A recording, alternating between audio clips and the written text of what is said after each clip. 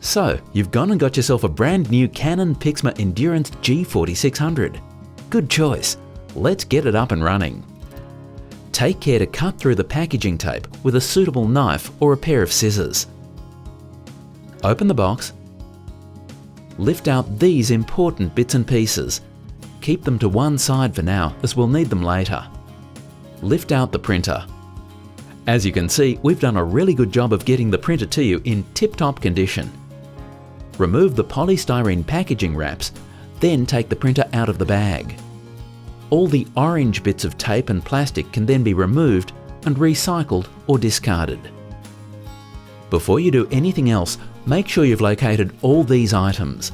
This includes the print heads, the ink bottles, cables, installation discs, and these bits of paper. Locate the power socket and plug in the cable like this. Make sure the wall outlet switch is off before plugging the other end into the wall. Now go ahead and switch on the power. Now we're ready to put in the print heads. Open up the printer like so, remove the print head from its packaging and drop it into the print head carriage like this.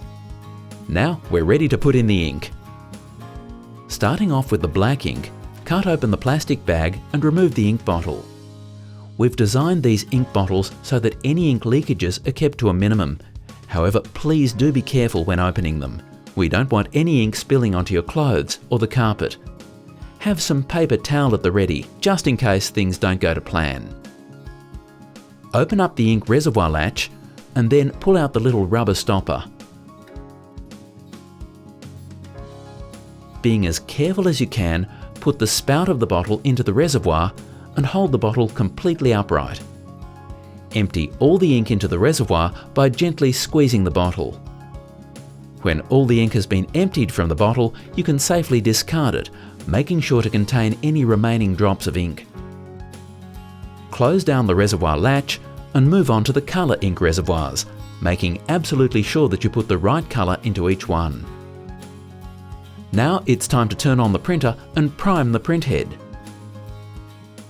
What happens now is that the printer will take a few minutes to pump ink into the print heads and get your printer ready for action. Feel free to make a cup of tea at this point and maybe check your social media. Now it's time to put some paper in the printer. Open up the flap at the back of the printer and place a few sheets of paper into the feeder. Make sure that the paper guides are butted up to the side of the paper.